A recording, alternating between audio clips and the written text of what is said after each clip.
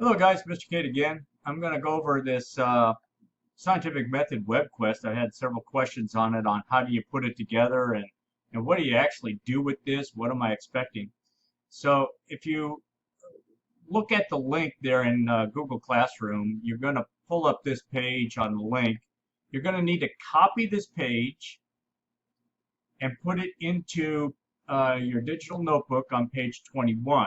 Once you've pasted it in there, then you can start editing the page. You cannot edit this page, it's not shareable.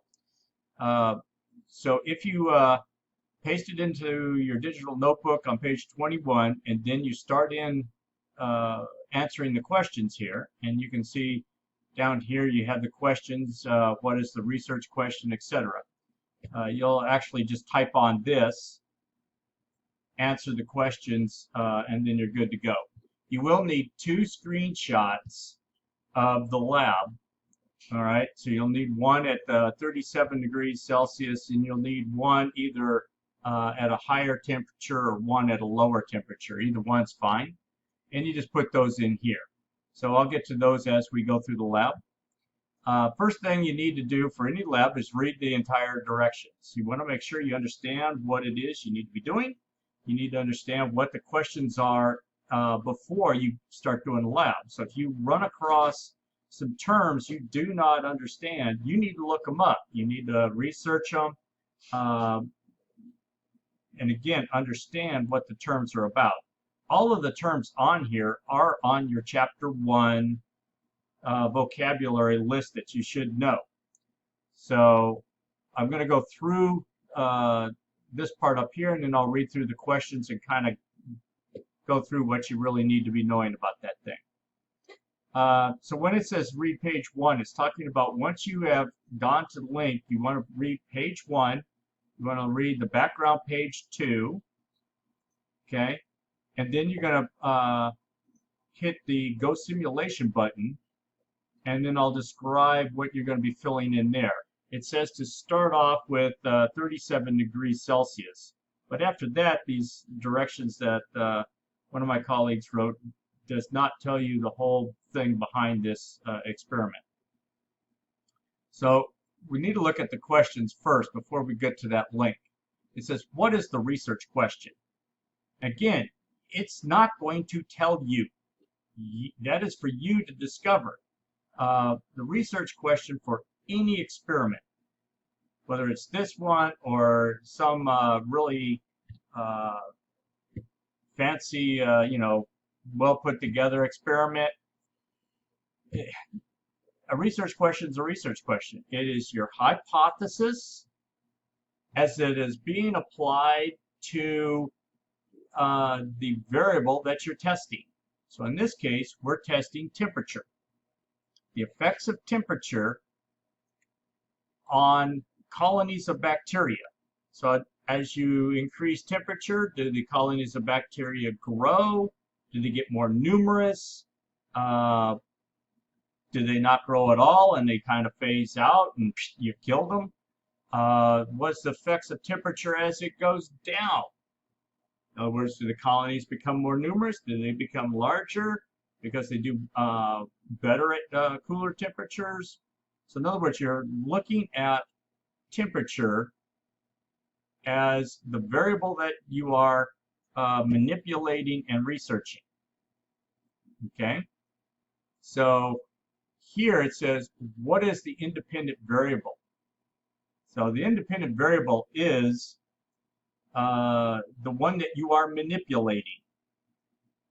All right? If you're not manipulating that variable, it's either something that is the responding variable, or it is a controlled variable. Okay? It's got to be one or the other. So in the case of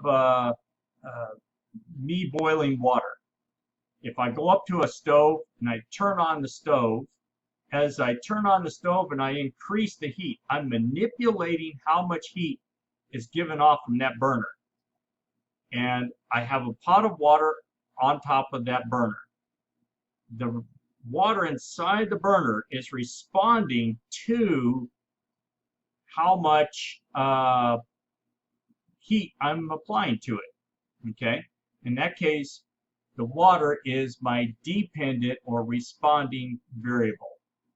The manipulating or independent variable is me manipulating that variable, which is, in this case, the heat or temperature. Okay? Control group is something that you control. A control means I know this is going to happen. So say you're testing all kinds of solutions for whether they're acid or base. Well, you know pure water is neither acid nor base.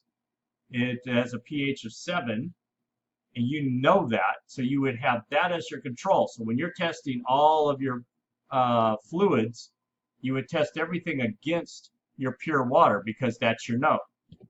Okay, so that's a control. So a control is something, it's some variable that you are not allowing anything to change on it. Okay. How do you measure dependent variable? You're going to have to figure that out during the lab. And you're going to see a range. If you go from higher temperatures of than 37, lower temperatures than 37, then you're going to develop a range where these bacteria grow the best. And that's going to create a trend line. And that trend will then you'll be able to answer questions 7 and 8. In other words, according to the data, what is the trend that's happening? As it gets cooler, the bacteria increase in as far as more little colonies of bacteria, but their size gets smaller. As it gets bigger, or as the temperature increases, the colonies also their size increases and their numbers also increase. Something like that. That's a trend. So what is your conclusion? Tell me about where the best or the optimal temperature is to grow this particular kind of bacteria.